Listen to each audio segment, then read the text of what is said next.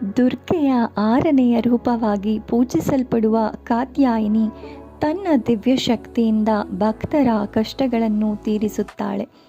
ನವರಾತ್ರಿಯ 6ನೆಯ ದಿನ ಈ ದೈವಿ ಶಕ್ತಿಯು ನಮ್ಮ ಜೀವನದಲ್ಲಿ ಧೈರ್ಯ, ವಿಜಯ ಮತ್ತು ಆಧ್ಯಾತ್ಮಿಕ ಶಕ್ತಿಯನ್ನು ನೀಡುತ್ತದೆ. ಕಾತ್ಯಾಯಿನಿ ಶಿವನ ರುದ್ರಾವತಾರದಲ್ಲಿ ಶಕ್ತಿ ಮತ್ತು ಸಾಮರ್ಥ್ಯವನ್ನು ಪ್ರತಿನಿಧಿಸುತ್ತಾಳೆ. ದೆವ್ವಗಳು ಮತ್ತು ದುಷ್ಟಶಕ್ತಿಗಳ ವಿರುದ್ಧ ಹೋರಾಡುವ ಧೈರ್ಯವಂತ ಮಾಯಾದೇವಿ ಅವಳು. ಅವಳ ಆರಾಧನೆಯಿಂದ ನಾವು ನಮ್ಮ ಜೀವನದ ಸಂಕಷ್ಟಗಳಲ್ಲಿ ವಿಜಯಿಯನ್ನು ತಲುಪುತ್ತೇವೆ. ಭಕ್ತರು ಕಾತ್ಯಾಯಿನಿಯನ್ನು ಪೂಜಿಸುವ ಮೂಲಕ ಧೈರ್ಯವನ್ನು, ಸಮಾಧಾನವನ್ನು ಮತ್ತು ಕಾರ್ಯಗಳಲ್ಲಿ ಯಶಸ್ಸನ್ನು ಪಡೆಯುತ್ತಾರೆ. ತಾಯಿಯ ಕೃಪೆಯಿಂದ ನಮ್ಮ ಜೀವನದ ಪ್ರತಿಯೊಂದು ಹಂತದಲ್ಲೂ ರಕ್ಷಣೆ ದೊರೆಯುತ್ತದೆ. ನವರಾತ್ರಿಯ ಈ 3 ದಿನದಲ್ಲಿ ಸಿದ್ಧಿದಾತ್ರಿಯನ್ನು ಆರಾಧಿಸುತ್ತೇವೆ. ಅವಳು ಎಲ್ಲ ಸಿದ್ಧಿಗಳನ್ನು, ಆಧ್ಯಾತ್ಮಿಕ ಶಕ್ತಿಗಳನ್ನು ನೀಡುವ ದೈವಶಕ್ತಿ. ಸಿದ್ಧಿದಾತ್ರಿಯು ತನ್ನ ಭಕ್ತರಿಗೆ ದೇವರೆಡೆಗೆ ಹೋಗುವ ಮಾರ್ಗವನ್ನು ತೆರೆದುಕೊಡುತ್ತಾಳೆ.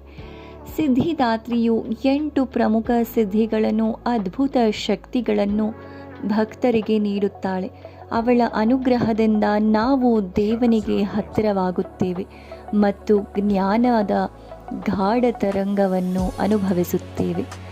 ಅವಳ ಪೂಜೆಯಿಂದ ಮಾನವ ತನ್ನ ಜೀವಿತದ ಗುರಿಯನ್ನು, ಆಧ್ಯಾತ್ಮಿಕ ಸಿದ್ಧಿಯನ್ನು ತಲುಪುತ್ತಾನೆ. ಸಿದ್ಧಿದಾತ್ರಿಯು ತಪಸ್ವಿಗಳಿಗೆ, ಭಕ್ತರಿಗೆ ಮತ್ತು ಸಂಸಾರಿಗಳಿಗೂ ಸಮಾನವಾಗಿ ಕೃಪೆಯನ್ನು ಹರಿಸುತ್ತಾಳೆ. ಅವಳಿಂದ ನಮಗೆ ಸಾಮಾನ್ಯ ಜೀವನದಲ್ಲೂ ಸಮಾಧಾನ ಮತ್ತು ಆಧ್ಯಾತ್ಮಿಕ ಬೆಳವಣಿಗೆಯೂ ದೊರೆಯುತ್ತದೆ. ಕಾತ್ಯಾಯಿನಿ ಮತ್ತು ಸಿದ್ಧಿದಾತ್ರಿಯ ಪೂಜೆಯಿಂದ ನಮ್ಮಲ್ಲಿ ದೈವಿಕ ಶಕ್ತಿ, ಧೈರ್ಯ ಮತ್ತು ಜ್ಞಾನ ಮೂಡುತ್ತದೆ. ಈ ದಿವ್ಯ ನವರಾತ್ರಿಯು ನಮ್ಮ ಜೀವನಕ್ಕೆ ಶಕ್ತಿ, ಸಂತೋಷ ಮತ್ತು ಪ್ರೀತಿ ತರುತ್ತದೆ.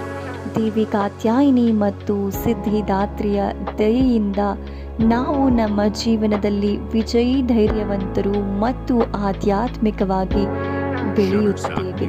ನವರಾತ್ರಿಯ ಈ ಪವಿತ್ರ ದಿನಗಳಲ್ಲಿ ಕಾತ್ಯಾಯಿನಿ ಮತ್ತು ಸಿದ್ಧಿದಾತ್ರಿಯ ಪೂಜೆಯಿಂದ ಎಲ್ಲ ಕಷ್ಟಗಳು, ಬಾಧೆಗಳು ದೂರವಾಗುತ್ತದೆ ಮತ್ತು ನಮ್ಮ ಜೀವನಕ್ಕೆ ಆನಂದ ಮತ್ತು ಶಾಂತಿ ತರಲಿದೆ.